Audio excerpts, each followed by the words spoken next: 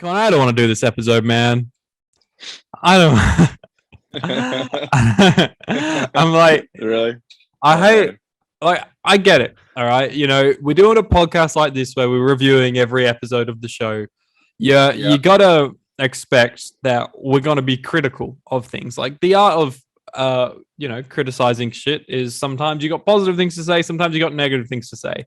But I Goodness, shat on Hyde last week, man, and I'm gonna shit on this episode again today. And I hate doing that because Yeah. filmmaking's really hard, and so I totally get that people put so much effort into this.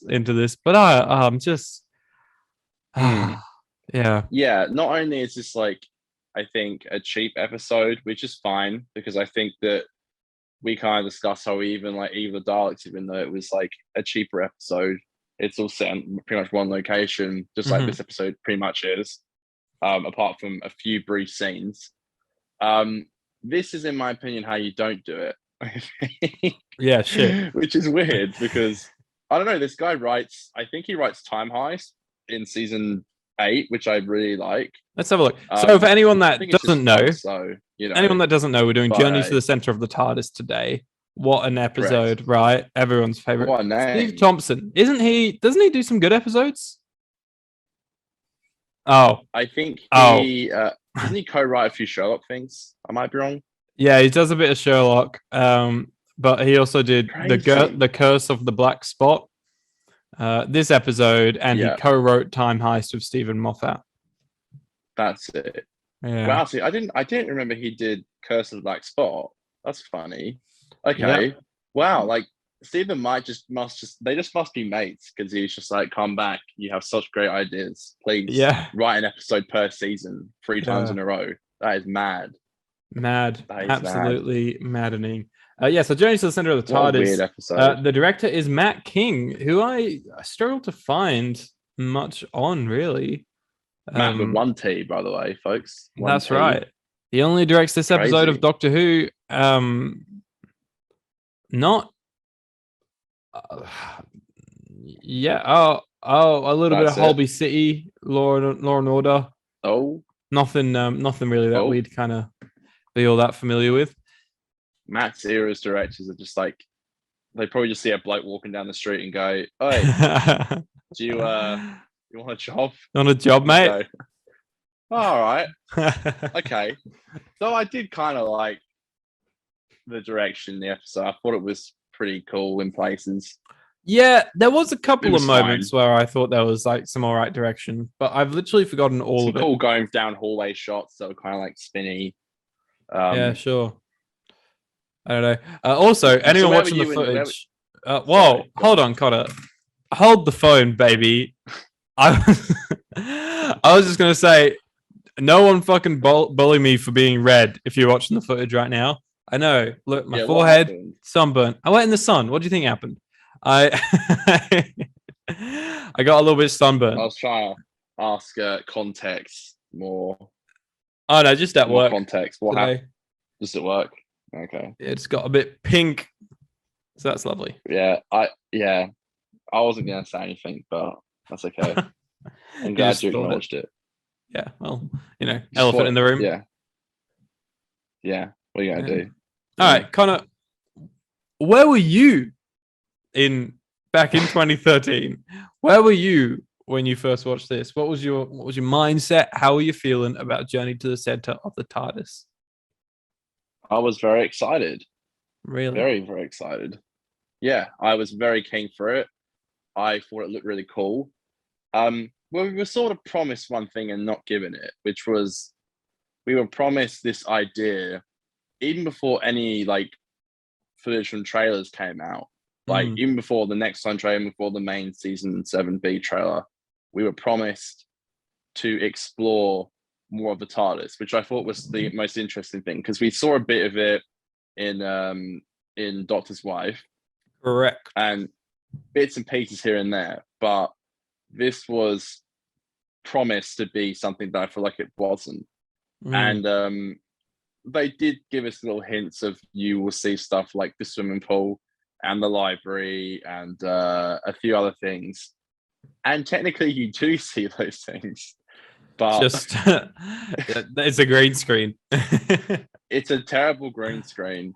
Yeah. Not only that, I think the thing that's most upsetting is that a lot of the stuff they did show, including the pool, is in trailer shots. Like the shot that you see of the pool is in the fucking Next Time trailer. And I remember thinking, surely not. Like that's not all we see of it. It was all we saw. It was, yeah. Not even a dip. Not even Jenna having a dip. Not even a dip. Nothing. Yeah. I think I was pretty keen when I was going into it, but then this is bombshell moment. This was peak Aidan, like in The Walking Dead and Arrow. Loving that so amazing TV, right there. This was like the pinnacle of that. Then this episode came out, and sorry, there's a loud car driving past. I have a window open, so probably heard that. This was like the pinnacle of that, where this episode came out and it finished, and my parents were like, "Oh, that wasn't very good, was it?" And I turned to them and I was like, so mad. I was like, "Why am I watching this show? You know, I give up. Like, they can't make it anymore. It's so bad." I like lost my shit about this episode, which is like, you know, I don't tend to let my negative emotions, get a hold of me these days when they're critiquing stuff. But this episode sure does test me. I think. Yeah, I remember calling you afterwards, and just I was in such denial with this episode. I swear to God, it doesn't exist. It doesn't. Yeah. No, but it's complete opposite. I remember watching it and being like, yeah, I remember talking to you like, on the phone literally after it aired. I think we watched it as it aired on ABC One. And I called you and I was like, "Oh, I loved it. I thought it was great." And you were like, "What the fuck?" And I was like, "I thought it was great. Like, I thought it was great." And you were like, I don't know why you're saying this, Conor." And this doesn't like, compute. "No, what are you talking about?" I really did like it. And I think it only took maybe a rewatch for me to go like, okay, that wasn't too great, but I still like it. And then maybe the one only other time I've watched it before watching it the other day, I think I watched it yesterday, was okay, this is just not great. And then yesterday was, yeah, I continue to believe it's not great. But I went through a weird stage of Doctor Who. I felt like we were all kind of growing up. And like you said, you were going through a bit of a stage as well. And I was like, I've got to try to almost convince the boys that, no, this is still good. Yeah. You're just not watching it properly. You just don't see it. You got to enjoy the complex writing of this story. When really, no, it feels like, again, a cheap episode, which I'm sure the BBC were fucking loving the idea of it. But it just, everything about it comes across like really half-assed. Like, I don't like the best guest actors for me, and in fact, just the best actors on the show in general are the ones that come onto the show and you can just tell they're having such a fun time. Like Frank Skinner in Mummy on the Orient Express, right? Like him coming on the show, he's loving being there. Those actors where obviously certain roles you can't showcase it as much. But like even Richard E. Grant in The Snowman, like he's a bit theatrical, he's a bit camp, but like you can just tell he's loving being there. Whereas the entire guest cast on this I kind of give me the vibes of, give me my fucking paycheck, give me my cash money. You know, none of them are there, none of them are showing up. You know, and even Matt, I think, was like, "Oh fucking hell, just get this one over with." Like, yeah, it's true. You do. I think even like this was an episode that I think the script leaked because one of those fucking guest actors left his script in a taxi, and then the taxi drove off, and the driver bribed the BBC or something, like through blackmail, and said I'd leak it if I think apparently the script leaked somehow because of that. It just clumsy shit. You're right. I really hate to bag on actors, but yeah, it's such a fucking stupid bunch of characters. The whole thing is dumb. I with a passion hate this dumb ass story about them lying to their brother about being a cyborg because we just thought it would be funny. What is this fucking script? That's so stupid. Give a proper reason. Why did it have to be? I thought it would be funny. Like, it still wouldn't be great, but just change the line to like something a little bit more realistic. You know, you're fucking psychotic if you're doing that shit because you think it's funny. You know. Oh man, we just thought it was. There is no. You're right. There is no like. There's no chemistry between them. They don't give a fuck that they're there. Literally, one of the brothers dies. And literally one of the reactions is, "Where he's gone, just leave him." Yeah. We're brothers, for Christ's sake. Are you serious? That's how you react to see your brothers literally get brutally murdered? He's gone. Just leave him. What? Conor, I think we're getting fired up. We're jumping ahead, Conor. We're jumping ahead. It's not even, mate, it's not, it's time for the theme song, is what I'm trying to say. All right? Keep blaming. No, I don't blame you. I don't. Yo! 50% pop cat. Yeah, baby. Yeah, at the top of the show, just want to say, hit us up on them socials, Twitter and Instagram, at 50Doctor. We like to hear from you. We want to know what you got to say. So come at us. We love it. We love to hear from you. The year of the socials, Aidan. That's right. The year that Conor makes his first post on Instagram.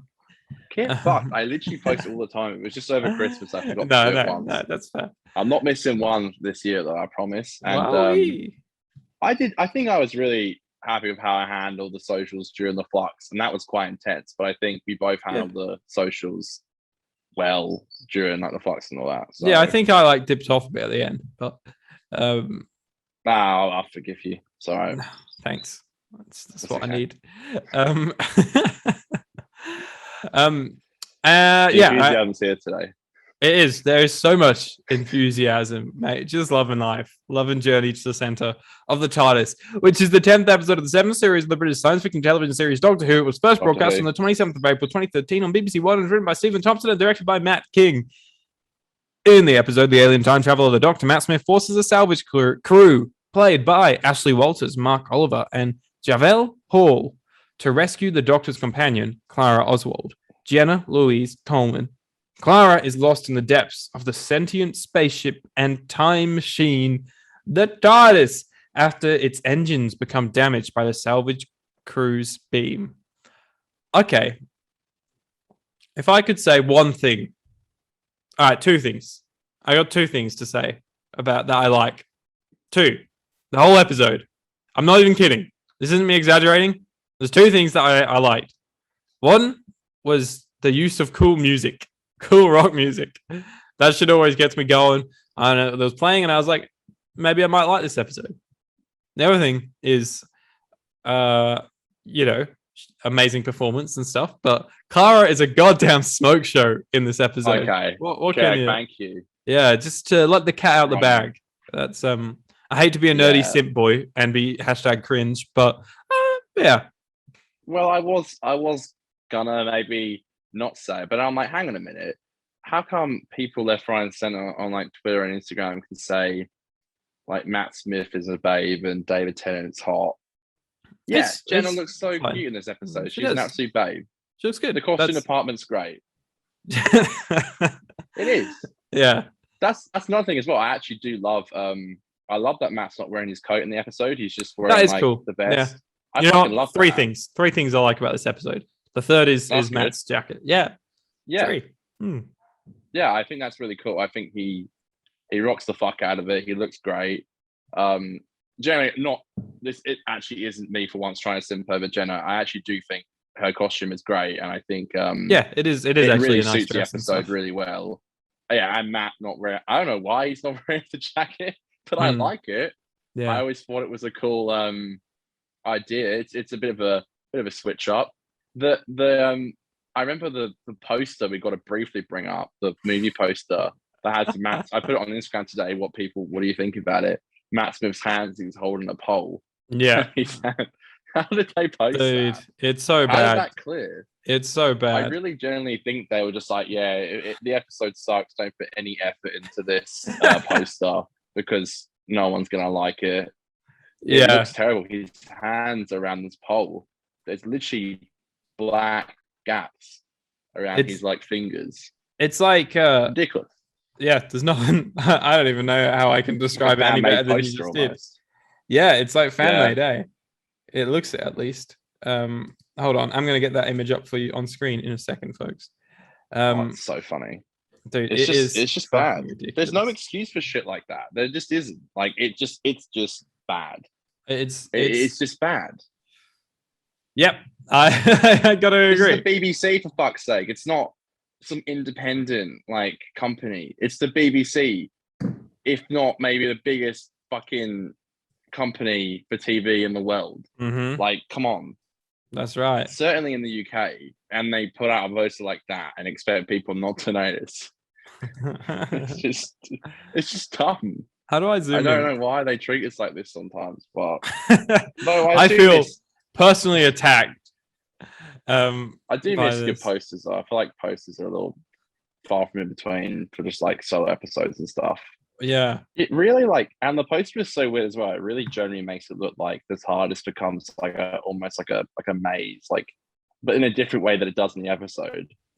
It just looks totally different to what happens in the episode. I know he's like trying to find Clara, but when did he ever hang off a pole? Like, where are all these staircases and shit? It makes it look like a massive puzzle. All because like the poster's so much cooler, duplicating itself, and then it just a few fucking hallways. Yeah. And also in the poster, Jenna is walking on the pole that Matt is holding. Yeah, that Matt is hanging on. Peak humanity, man. Yeah, I don't know. Take it away, Conor. Let's go. Let's talk about this. All right. We get my favorite 3 characters in Doctor Who. The Scavenge Bros. I think they're called something dumb like that. Quite frankly, I don't care. They're like, oh god, we found some scrap. Look, I'll give this episode some credit. I do think it's a kind of cool idea that they're like looking for scrap and all that, and they see the TARDIS go past and think, let's grab it. I do think that's a cool idea. Why we had to have all these dumb setup jokes and like this setup for this guy being an android when actually he's just got a new voice box and some new eyes, because if we later find out an explosion, why that is a thing, I don't know. I don't care. The Doctor is still going on about how, you know, Clara is not getting along with the TARDIS very well, so he decides to let her fly it so they get along.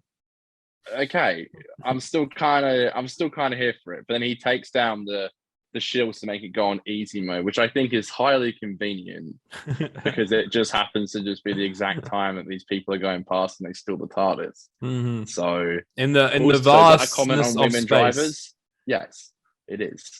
Wow, it is a comment on women drivers. You went there, Conor. You went there. You called out Steve Thompson. I did.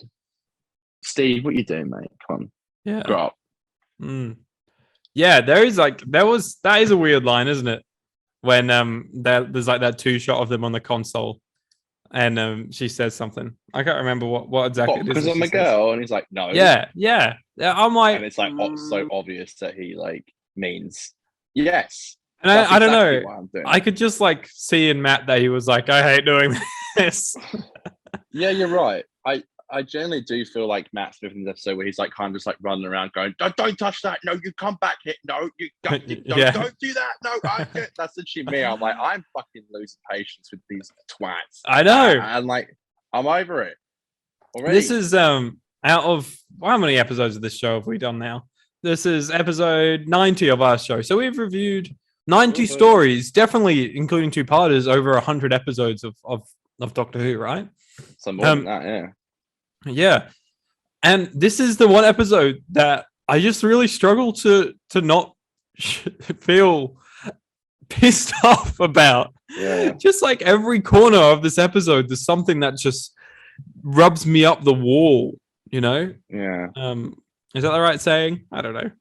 Sure. Yeah, no, I get what you mean. It's an episode that I feel like could have been really fun, but I don't know, maybe some shit in behind the scenes. I didn't really Google it much because I just didn't care. But it just didn't. Again, I was kind of still on board even when I first watched it. There's a really bad well, it's all this set up before about like the TARDIS going all funny.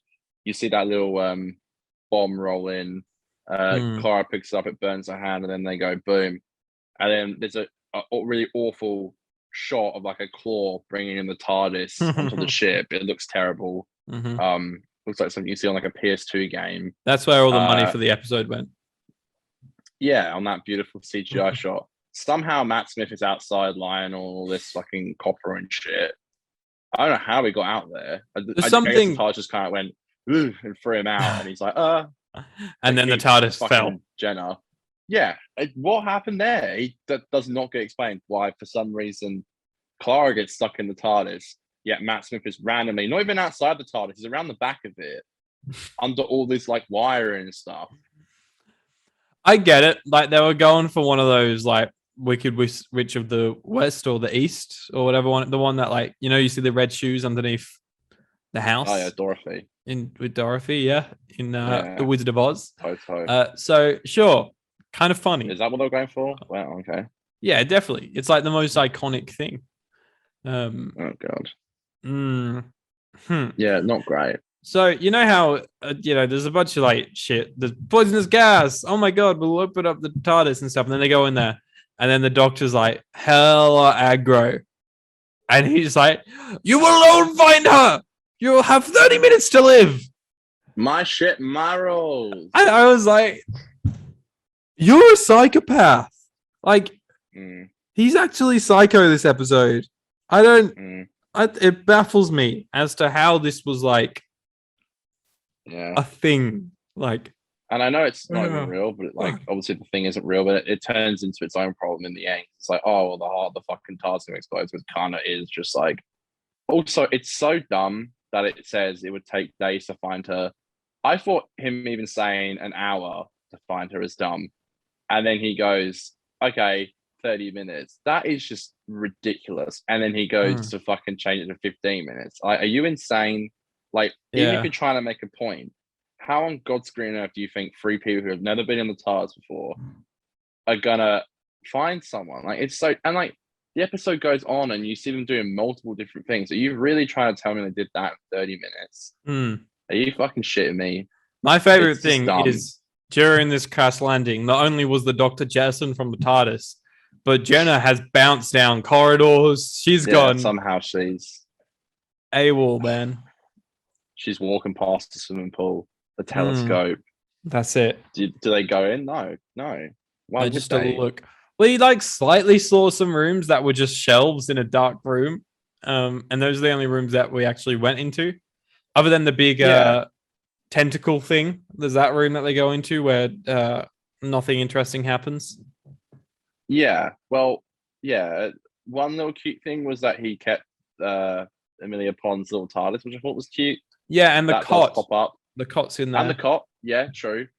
That's just the BBC fucking going through the prop department and going, oh yeah, I suppose he probably would keep that, wouldn't he? Yeah. He pulled this out of the TARDIS before. We'll probably show where he went to grab at that time. Good Man Goes to War. I like the idea of there being a like potion room and stuff, but it all just felt like done real cheap, Yeah, you can just tell it's not. It didn't at all feel like they're in the TARDIS. It felt like they were just in some fucking, clearly some other room, especially the library. It's like, okay, this is just not the TARDIS. So it's just I genuinely reckon that. Oh my god, I keep yawning. I'm so sorry. It's this episode, bro. I'll do that to you. I genuinely reckon the potion room and the library was shot in like the exact same room, and all they did was change the shelves around a little bit. And it felt like it. They look the same, and the door is in the same place in the set. Yeah. I didn't even think they changed rooms. There you go. That's how much I thought it was the same place. I thought they were in the same place. The whole fucking why the Doctor has a book on the Time War, and it's like, who wrote that? He must have written it because it's got his name in it. No one else is from Gallifrey. They're all dead. So who wrote it? It's actually a full book. Who wrote it? And I hate the fact that it's such a dumb thing that happens in TV shows and movies. Clara happens to open up, and on like the second page she flipped, she goes, "That's who." And then she sees his name in like a massive like paragraph on what he did. Are you fucking kidding me? The whole book is like this thick. Someone wrote it. I don't know who. All right.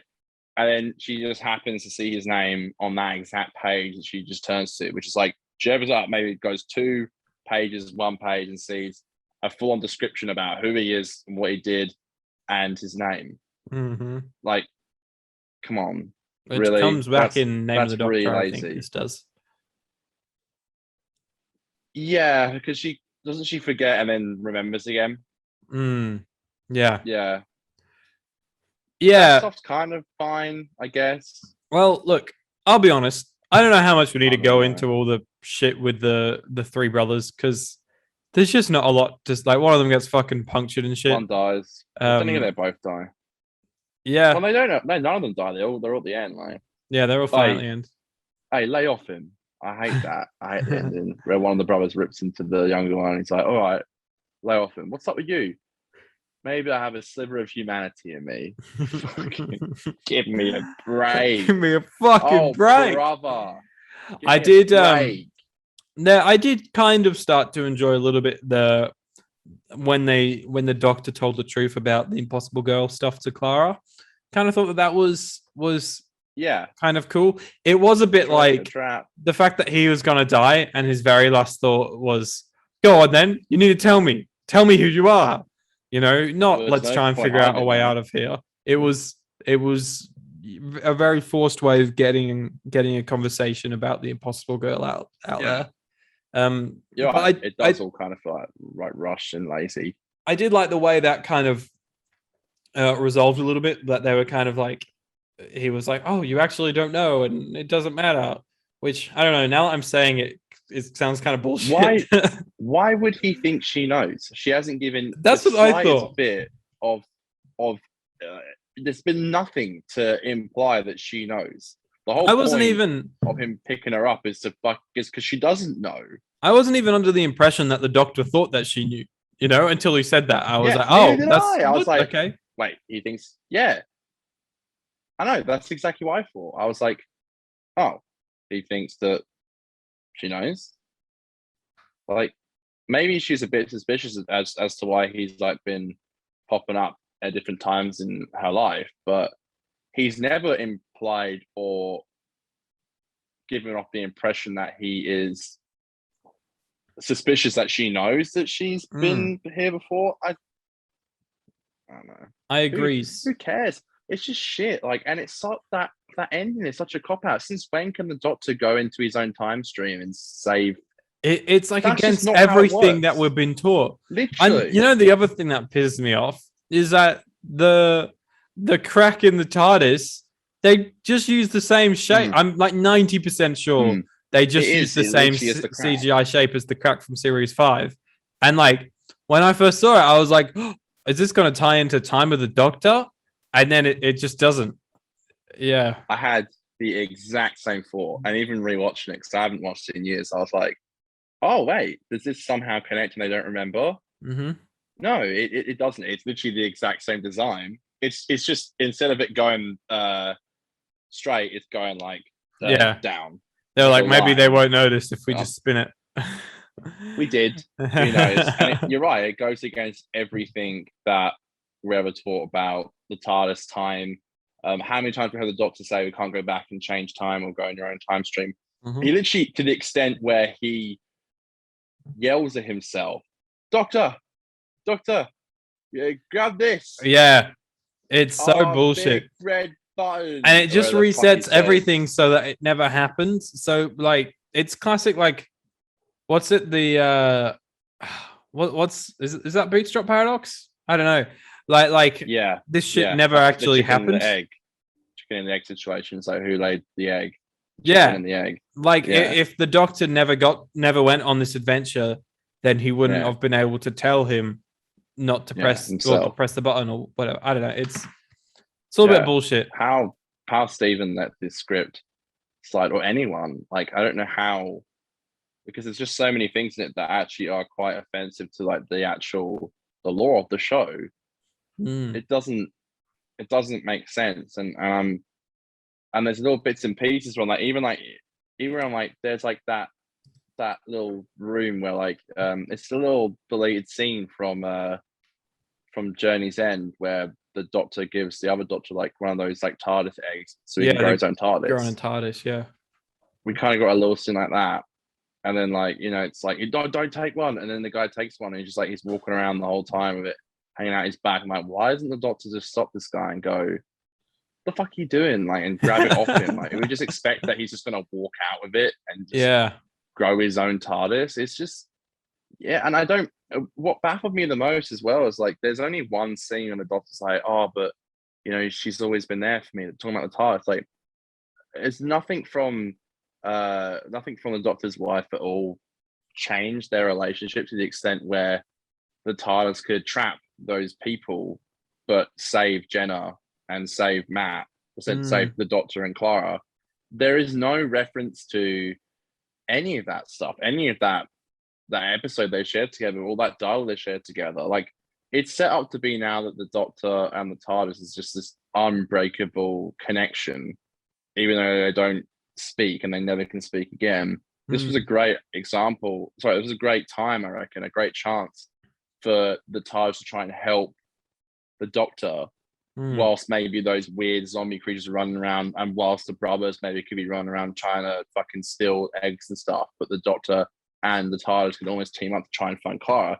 But it's none of that. Like, it just gets yeeted for some reason, and then right at the end, it's just back to normal again. Like, nothing happened because the Doctor completely and utterly broke every single rule in the rule book and went to his own time stream and literally spoke to himself. There's a whole fucking episode in season 1 about doing that. No, I watched it the other day as well. Else. Like, it's so dumb. There's a whole episode about it, for Christ's sake. Like, what did you think of the Future Boys, the weird ass, the crispy boys? They're you. Ah! I guess part of me went, huh. That was it. I was like, I think I went, yeah. Yeah. They really implied it would be something like the Doctor, like, I remember when I first watched him, like, maybe he has like somehow like maybe saved a few Time Lords, but they're so badly like, I don't know, damaged or like burned or like messed up that they're stuck that way or something like that. I don't know. I always thought maybe he had like Time Lords that just couldn't regenerate again. And they're like maybe on their last regeneration cycle, but they were so badly burned that he kept them in the TARDIS and they kind of like escaped and they're running around going, I don't know. That's what I thought when I first watched it when I was a kid. I was like, maybe it's got something to do with time. Maybe he's like keeping Time Lords that are like severely hurt, but he doesn't have the will to kill them or let them die, so he just keeps them in the TARDIS. No, it's somehow because the time's messing up. It's the past, the present, and the future. It's a fucking Christmas Carol going on here because it's just them running around. I don't even think I understood it. Together. Why are the brothers, when they like got taken, happen to be like hugging each other or something, and then that's why they walk around as like two stuck together? Yeah, it's rough, man. The worst part was when one of them was coming behind Clara in like the potions room or the library or something, and it gets like right behind her, and then it just runs away. Clara doesn't do anything to provoke this. Clara accepts her fate in this moment. Would have been smarter if she like picked up a potion or a bottle and like just threw it, and then they can like go and hear the sound and they run after the sound of what she's like throwing. A bloody creeper on Last of Us. Yeah, literally like that. Just like that. Yeah. But no, we didn't get that, did we? We got Doom. They are crispy boys, hey. Yeah, like, yeah, because like charcoal. Yeah, because the TARDIS like is meant to explode or something. So that's I don't. Yeah, the whole. Know, I didn't know. I don't know. Have they ever established? I can't speak. Have they ever like said before in the past that the TARDIS is like got the Dying Star on the heart? That's how it powers it. Have they ever like said that before? I think they might have, because they go to I think the Eye of Harmony in the TV movie, which we'll review soon for you all. I had a feeling they might do something like that. Yeah. So I don't know, man. It's shocking. I'm trying to find things that I'm like, okay, that's kind of cool to know now, but it's not. The fact that they gypped us, that was the worst part, was that they really made it sound like It kind of reminds me about when Moffat was talking about Silent of the Daleks, and he made it sound like you're going to see classic Daleks left, right, and center when actually you just kind of saw them in the background. Yeah. He kind of learns from his mistake in The Magician's Apprentice and stuff, which is familiar and all that, because you do see a few actually working. But it was similar to this thing where it's just like you're kind of promised something and then it didn't. You do not deliver on that at all. It just Yeah. to show you in the trailer and then to say that that's slimy. That's really slimy. You to be like, oh, you're gonna see it. Yeah, You literally slimy slime. little boy, Moffat. Yeah. Do you have anything else really to say on the episode? Like, I know we've shit on it, and I'm like, I don't want to shit on it for another 30 minutes. So No, I agree. I'm But happy to that's, move there on when you isn't- are. Yeah, there isn't anything more to say. I guess I didn't hate the final scene where now. Well, does Matt still remember that conversation he had with Jenna?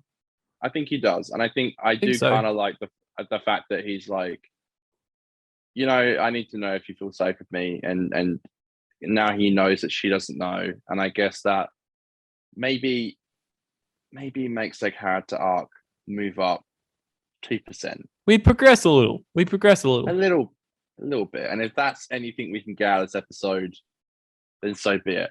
I think the most I enjoyed the episode was watching the Crimson Horror next time. Yeah. I'm thinking this episode's just fucking hilarious and fun. Yeah, I and can't silly. wait.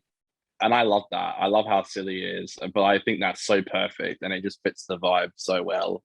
So it's a shame about Hayden's journey. I think really let this season down, and especially since they're in a row. Yeah. But apart from that, I was really fucking with this season. I know, Even and then with these episodes that two didn't really episodes stand come out in and much. they Yeah, blindside you. with a little right hook, you know. So yeah, but then we've got Nightmare and Silver as well. Crumbs. Yeah, there are some funny things. What are you gonna do? What are you gonna do? What are you gonna do? All right, shall we move on to Australia's favorite segment? Let's do it. It's time for. Oh wait, I need to do the sound. Aidan, get your shit together. Honestly, you bloody absolute moron. Hold on. I need to share that, and then we're oh my It's god. 2022. We're figuring it out as we go. It's good for the week. It's journey to the center of the TARDIS. There we go. I'm sure wasn't you've got worth a few. the wait. Have you got a few? I'm sure you do. I wasn't caring enough to watch to care to see if there was any goofs. I'm going to be completely real with you. There was loads on TARDIS Wiki. Not going to go into those. I have one that I really picked up on, which was Clara. When we first see her after the TARDIS has crashed, she's got this big chunk of metal that's fallen on her. And Clara, bless her cotton socks, she's acting like it's a bit heavy, but it's so obviously just foam. And like she moves it off, and there's like a big as she moves it off. And then as she gets up, she kind of stands on it a little bit, and it just like, when you stand on cardboard and it just like spins a bit, it like literally just does that. Like it's or something like there's something afterwards that shows that it's as light as a feather. Yeah, I do feel sorry for Jenna and Matt. Like there's even that scene where like Matt like sinks up the two TARDIS interiors, and then like Jenna has to like run in and pretend she's being chased and doesn't know what room she's in, and she's like I'm like, poor Jenna, like that would be so fucking difficult to try and make look realistic. And I think she did a good job, but you could tell she definitely was just like, the director was like, all right, when I say go, you pretend to run and you think you're in the same room as that weird fucking crispy boy, but you're not. You're back with the doctors. You just scream and run around circles. And she goes, and I'm like, bro, oh god, this is cringe. Like, I felt like I was just watching the behind the scenes footage. What do you think of the White Room, by the way? We didn't talk about the engine room. It kind of reminded me of that scene from Deathly Hallows, where they go to fucking the train station. The dead people land. Yeah. I think it's just a good way to not pay for a set. I was about to say that. Like, it looked good, but it's kind of cool. There's definitely an economic reason why it was done in the way that it did. Yeah. Though I thought it was cool. Of course, my my filmmaking hat is always on. I'll put it on again whilst watching an episode, just to make sure I don't try and get away with anything too sneaky. Sneaky And I box. definitely do think it was that, though I can't lie, I did think it looked kind of cool. Accurate. Yes. All right, shall we do Australia's second favorite segment? Okay. Let's do it, boys and girls. It's behind the scenes.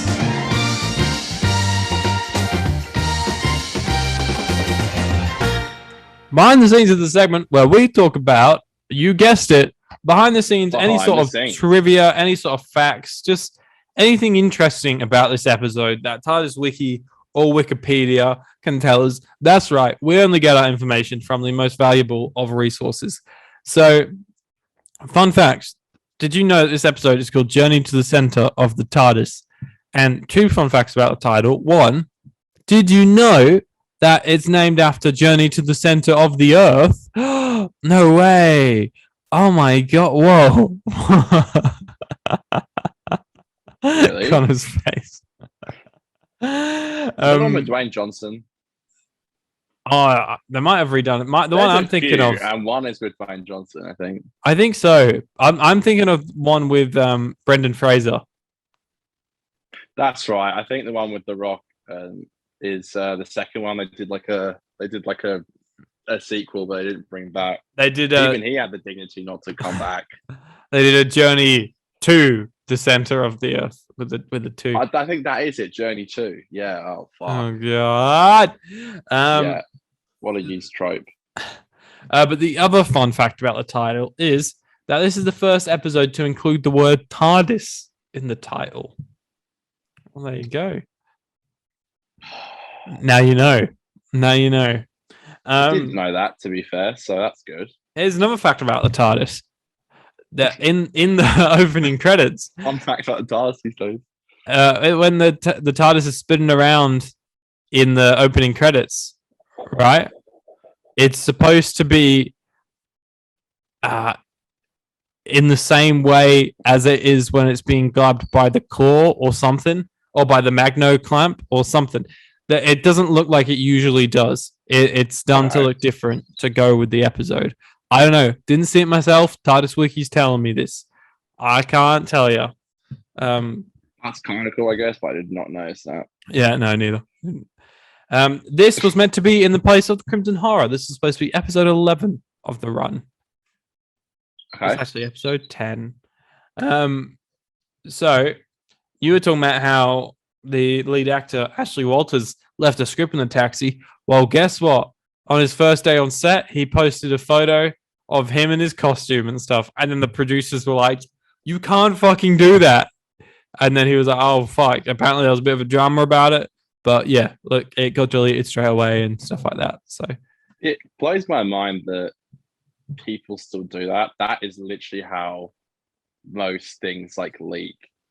Is mostly actors just sat in their makeup chair, just posting a picture or something, and it's just so easy, like, to know exactly what. I know, like, one of the biggest things was when Gwyneth Paltrow posted her in her fucking Iron Lady suit. Oh, really? Game, and they literally said, "What are you doing? That's not public information." She went, "Oh, I'm sorry, but." If you're a huge actress like that and you post something on Instagram on your stories for like a minute and take it off, it's out there forever. Someone's grabbed it. And it was definitely on there for more than a minute. But I don't know why people are that. All these boomers are just like, oh, really? Okay, I'll take it down. I didn't know. Are you mad? I didn't know. It is. Last fact about the episode is that one of the shoot days had to be canned, rescheduled because Jenna Coleman got sick. Sick of this fucking script. Achoo. She probably just was like, I can't deal with it. I'm feeling sick today. Yeah. I wonder if I had enough. I wonder when an actor gets sick, like during a film. That must be pretty like bad. Hey, like that horrendous, must be, dude. like, difficult. I hate it because I literally had this on Let Me Be, the film I shot a few months ago. I hate it because it's one of those things where, you want to be okay and make sure that, people are okay if they're sick and stuff. But it's one of those things where it's like, a lot of money is dependent on them like showing up and stuff. Like a lot of money's been spent and stuff for that shoot day and stuff. So my very last day of the shoot was, we'd paid for a performance space and we were shooting, the film's about a band. We were shooting our band performing, right? And I was getting ready. I had to be in set in like 40 minutes. I just was literally stepped out the shower, got a phone call from my producer Tabs, bless her, just calling me and being like, Aidan, fucking Dylan's sick. And he's our bass player for the band. Love you, Dylan. Amazing actor. And hadn't played bass before the film, but looks like he can play bass. He's really good. She was like, Dylan's sick. And I was like, okay. And look, getting a film of this scale off the ground with no budget and stuff, we've dealt with so many setbacks. So literally she told me that and I was like, I'm not even stressed. I was like, okay, what can we do? Let's just get to set. We'll get a stand-in Dylan's spot and we'll shoot the other 3 actors, have someone just kind of jumping around with the bass. So if it ever creaks into shot, we can just sort of see it. And we'll touch base with how Dylan's going throughout the day. And throughout the day, I made it my goal. I was just taking photos of everyone having fun and sending them to Dylan and being like, hey man, even if you just come for an hour, we could be having so much fun and stuff. I hated doing it, but I was like, I don't know what else we can do, because if not, he can't be missing from that scene because it's establishing the band. And 2, it's if we want to pay to reshoot, we're already way out of our budget already, so it's such a tricky one, and you just have to be I guess super nice about it. And I think actors and crew are generally pretty understanding about it. Anyways, we had to be out of that location by 4:30, so we had to have packed down and had the gear out by 4:30. And he rocked up at about 2:30. And I knew it was coming. So me and the producer, we were just waiting in the car park. And the moment we saw his car come, I just sprinted down and was like, everyone get ready to fucking go right now. And everyone just picked up their gear and was ready. So the moment he jumped in, it was slapped some makeup on him. The guy looked so unwell. He was so sick. And it was a cold or something, or yeah. He'd been throwing up. I think was the main thing. Yeah, it was more his stomach, I think. And for him to be feeling like that and then jump on stage and be jumping around with the bass and playing the song, be vibing off the other band players is a tremendous effort for him. Also, he did a really good job for how unwell he was feeling. You can kind of when the footage isn't color graded, which as we're editing, it's not color graded. If you really look at him and you see his eyes, you can just see they're black. You can just see how unwell he is. There's a massive bags under his eyes and stuff. He's so not feeling well. And the fact that he just got up there and killed it was awesome, but stressful. I know that I know in Raiders of the Lost Ark, I know Harrison Ford, I don't know where they were filming, but I know he got food poisoning. And there's that famous scene with the guy with the sword and he's flipping it and he's twisting it and he just gets out his gun and just shoots him and turns away. I know Harrison Ford had food poisoning when they were shooting that scene, and apparently he was supposed to get out a sword as well, and they're supposed to have a sword fight, but Harrison Ford kept stuffing up the the moves and stuff. Yeah, wow.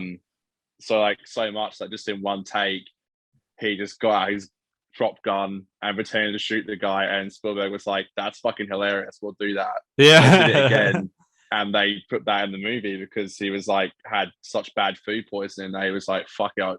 So they did the shot with the guy with the sword, then he just gets out the gun and shoots him and then walks away.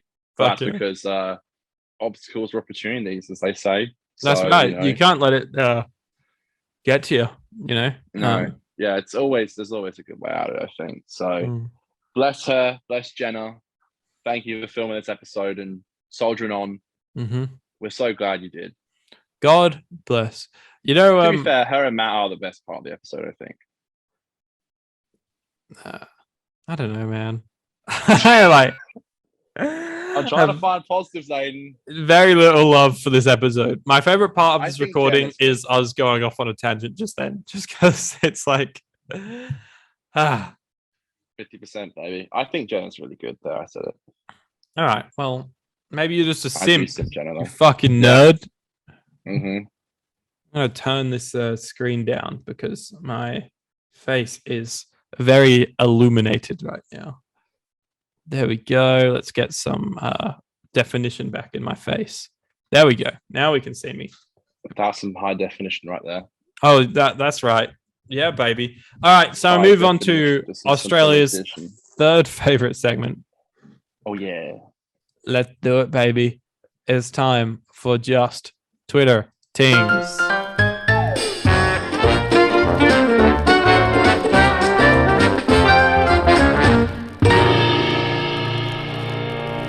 Just Twitter Things, ironically, is a segment where we want to hear what you guys say on Twitter and Instagram. Ironically, nothing over on Twitter today. It was a bit of tumbleweed, just floating through. It was a ghost town. Posted about it twice. Not one. Not one. Not. I'm turning my anger onto the audience now. Not one of you fuckers. I'm kidding. I love you all. And look, I get it. I wouldn't want to reply to me either. Well, I've got only like two things to say. No, go on. I put do you like journeys in a TARDIS? 50% of you said no. 50% of you said yes. Excuse me. It's not all hate out there. Mm. You know, not all hate. Interestingly. Peace and love. And I got a review from Jacob, and then that's all I've got. Go, Jacob. He says, and again, I am reading this at an angle, so do forgive me if I say anything wrong. Journey to the TARDIS review. This episode is such a waste of potential. 4 out of 10. So instead, I'm going to talk about how great Hyde is. Oh, okay. Hyde's fantastic. The Doctor in a haunted house is a great setting. The ghost being someone stuck in a pocket dimension is a cool idea. And that monster design is hilarious. Sorry, it's hideous, but works so great. The creepy moment of the monster just adds so much to it. And the fact that it isn't even evil and it ends up turning into a monster of love. And it's just a love story. It's great. Supporting cast is fun. So it's this episode 8 out of 10. You know, it's funny. When I got that yesterday, all I saw was when I went, because I always like love hard it, just let them know that I care that he sends me stuff. I saw 8 out of 10. And I was like, wow, that's pretty good for this episode. Yeah, I guess he just forgot to send. Yeah, he did. He forgot to send us a Hyde review. So there you go. There's that. Literally, when I saw it yesterday, I'm like, 8 out of 10? What? For this? Yeah. What? I think just no one wants to talk about. Either no one wants to talk to us, or no one wants to talk about Journey to the Central TARDIS, which is what I'm going to go with. Both, to be honest. Probably a bit of both. Yeah. Yeah. Yeah. That happens. It does happen. Nearly made an hour, which is better than I thought we would make. I don't know, because we barely spoke about the episode, to be fair. I ain't mad about that. I'm mad. I'm actually mad with how much we spoke about the episode, because I just feel like I shout on it, and I hate listening to myself being negative. I hate being a negative Nancy all the time.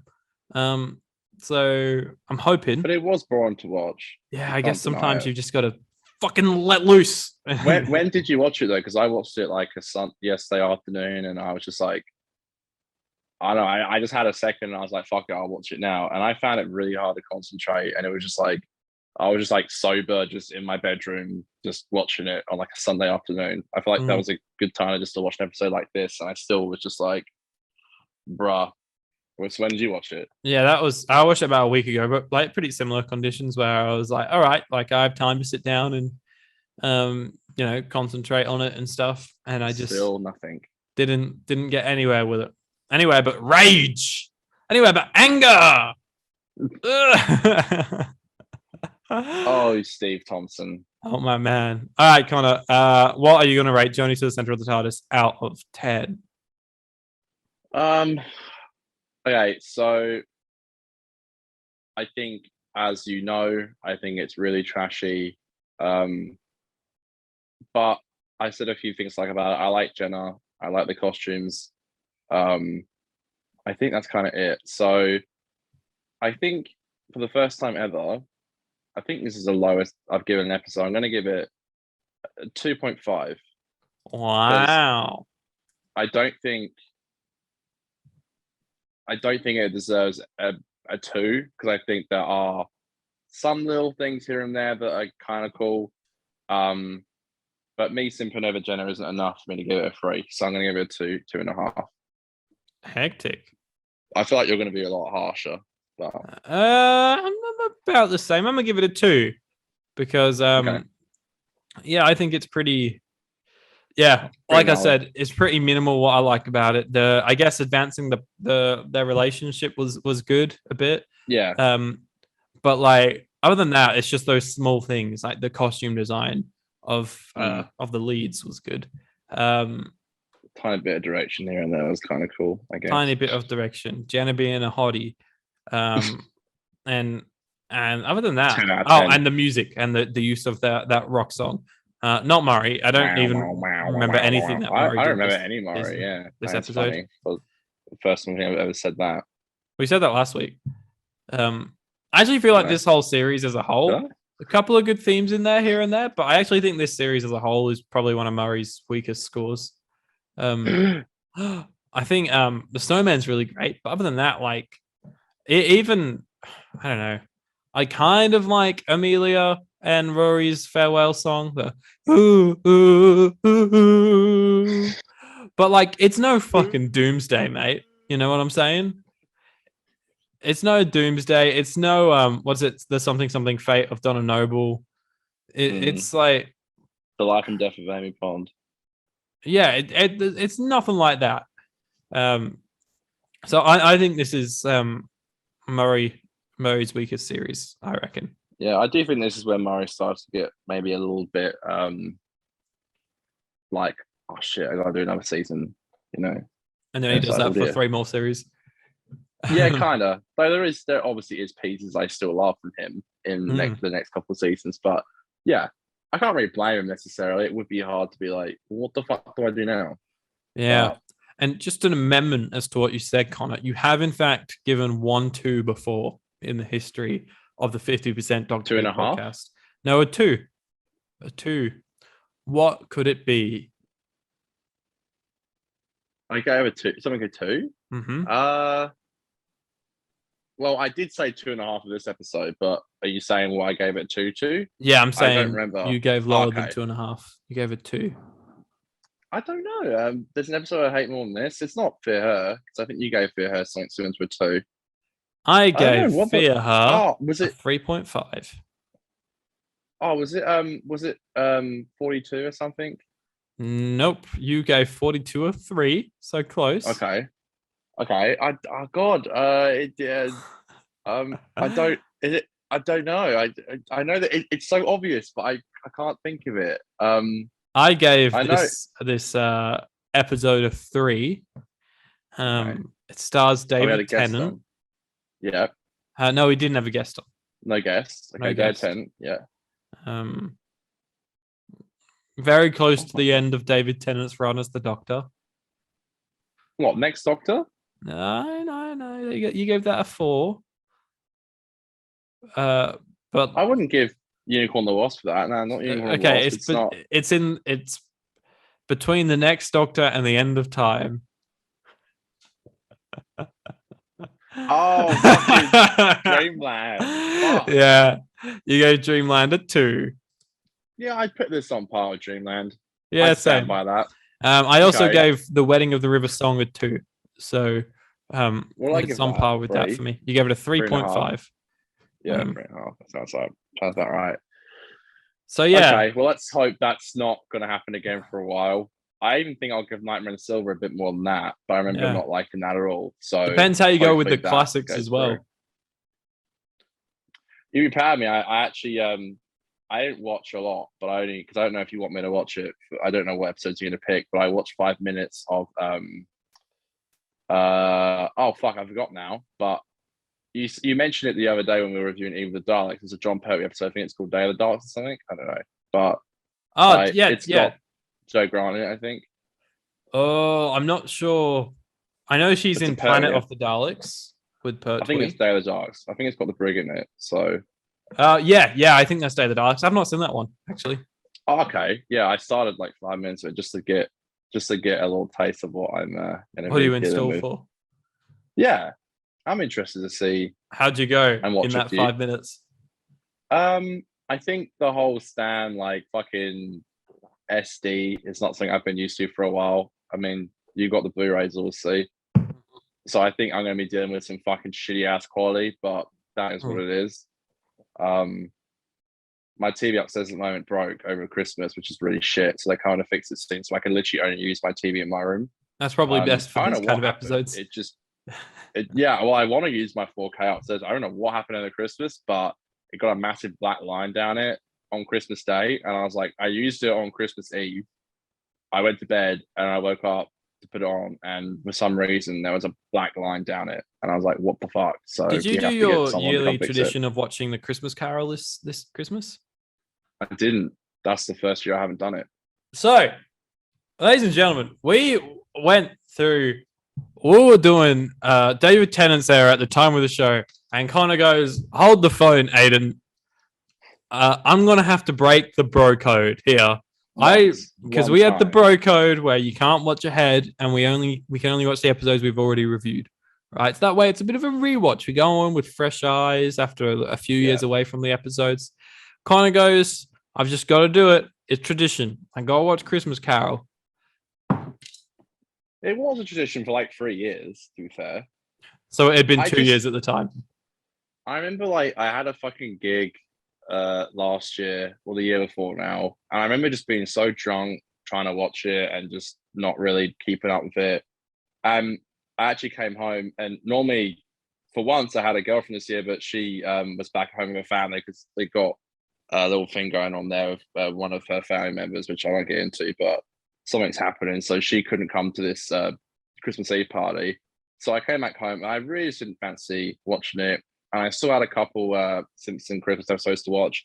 Fancied that more, so I just watched those, and that was the perfect way to go into Christmas. But says the guy, by the way, who literally watched the fucking World Nothing Time Dr. Falls black and white 4x3 because it was cool. And look, we're not. It's going to be like another year before we get to that. And I watched them like a year ago. Watched that, and I still haven't. I'm so keen to watch that 2-parter, and I haven't. And I would be really interested to see how is it George Shepard? I'd be really interested to see how he worked around that, because I hear he like re-edited it, which I think is really cool.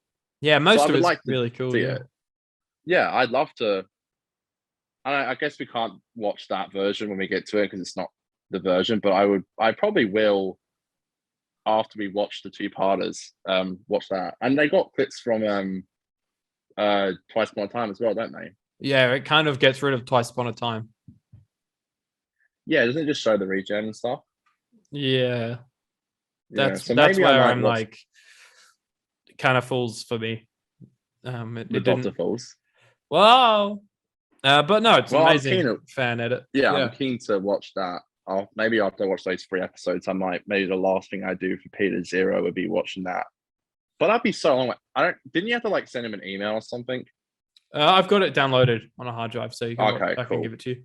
Yeah, because I want to do something similar with I was working on something similar. It actually inspired me. I'm going to act like I did it before George, but I got inspired to do something very similar with another TV show, which I've decided this year I'm going to do. I started doing it last year when I was sick off work because I was bored, I had nothing to do. So I decided working on this little project, which is already in 4x3, by the way, but I wanted to make it in black and white and add a few little cool extras. And I want to do that and release it on Halloween. But I want to talk to Dan about how I could do that without copyright, because I can't upload it to YouTube. So I might just do what he did. And I still wonder how I wonder if the BBC got a bit shitty about that, because he's kind of high up in the Hugh community. By the way, I think it's cool. I'm not saying you shouldn't have done it. I'm just saying I wonder if they're a bit like, oh, this is our copyright material. What are you doing? Yeah. I don't know. But I don't know how that all works. Message him. Yeah, I don't know. But this death is the stuff threats I think from about. the BBC. Yeah, maybe. I think the thing was cool. I think it's a really cool thing that he did. but I didn't treat like Aidan and watch it. I decided to wait. I'm saving myself for the wedding night. 2 of these puppies for you. Oh, fuck you. These puppies. Yeah, no, it will be nice to get to a point in life where we can watch whatever Doctor Who episodes we want to watch when we're in the mood for it. Almost there. Will we finish our rewatch this year or not? I think we'll get close to the end of Pete's era. Okay. And then we have I was wondering that. I wonder if we would finish it before. Yeah. No, we'll definitely finish it before Russell. Yeah. So, yeah. It'll be cool to maybe tee it up with finishing our rewatch just before Russell's era starts or something. Yeah, I've also been thinking this year about maybe doing a couple of little bonus videos on I know we keep talking about it, but I wouldn't mind doing one here and there.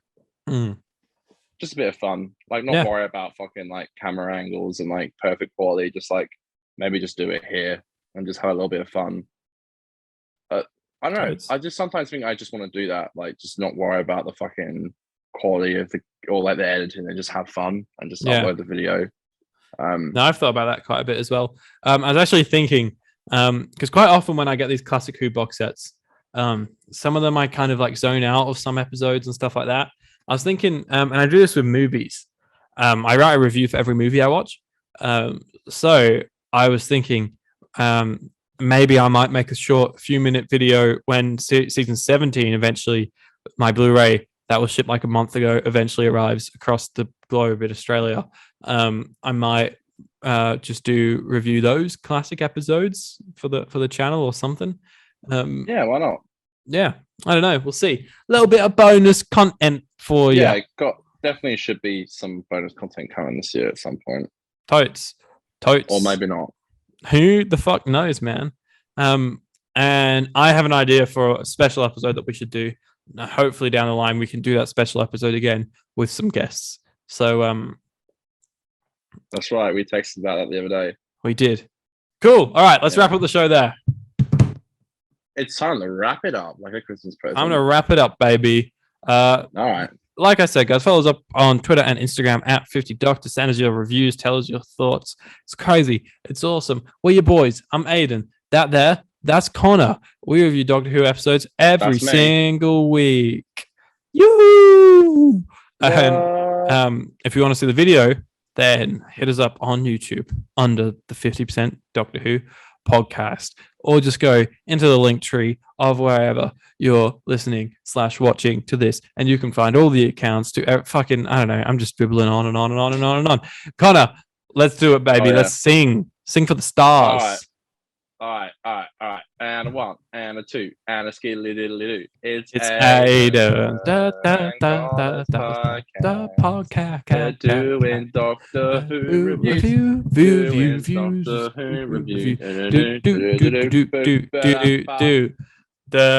reviews. I can't wait to be positive next week.